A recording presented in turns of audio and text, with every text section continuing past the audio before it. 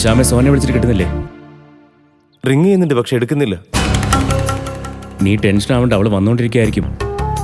എന്നാലും സന്ധ്യ ആവാറായില്ല സത്യ. ഉച്ചവരെയാണ് ക്ലാസ്.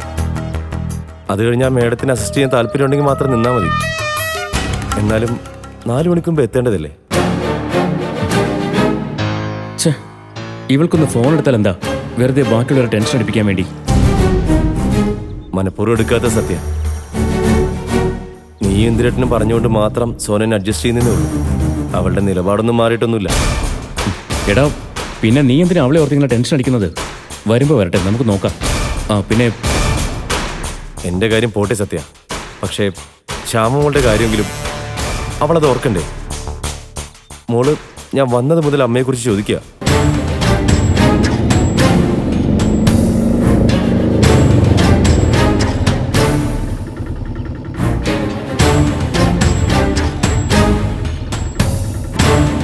എത്രയും 100.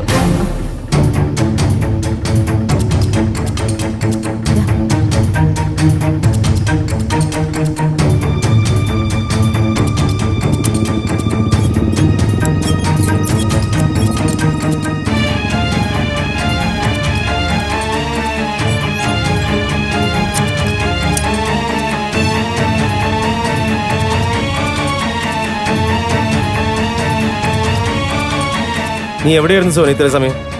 സാധാരണ ഇത്ര ലേറ്റ് ആവാറില്ലല്ലോ. ഇന്ന് മാഡത്തിന്റെ ഒപ്പം ഒരു വർക്കിന് പോകേണ്ടി വന്നു. രാത്രിയൊന്നും ആയില്ലല്ലോ.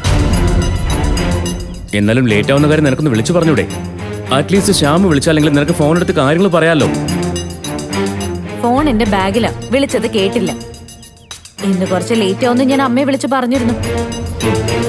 അമ്മയെ വിളിച്ചു പറഞ്ഞ അമ്മ മാത്രമേ അറിയത്തുള്ളൂ. കുറച്ച് സമയം ഞാൻ ലേറ്റ് ആവുന്നുള്ള കാര്യം വീട്ടിലുള്ളവരെ മുഴുവൻ വിളിച്ച് പറയണം.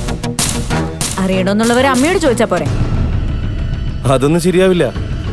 ഞാനും കൂടി അറിയേണ്ട കാര്യം നീ എന്നെ തന്നെ വിളിച്ചു പറയണം. ഞാൻ നിന്റെ ഭർത്താവാ. അത്തരം നിബന്ധനകളൊക്കെ വെക്കണമെങ്കിലേ നിങ്ങൾ എന്നെ നിങ്ങളുടെ വീട്ടിൽ കൊണ്ടുപോയി താമസിപ്പിക്കണം. ഭർത്താവിന്റെ വീട്ടിൽ വെച്ച് ഭർത്താവ് എന്ത് പറഞ്ഞാലും ഭാര്യ അനുസരിച്ചേ പറ്റൂ. പക്ഷേ അമ്മയുടെ വീട്ടിൽ അമ്മയുടെ ചെലവിൽ കഴിയുമ്പോ എനിക്ക് എന്റെ അമ്മയെ അനുസരിക്കാതിരിക്കാൻ പറ്റില്ല.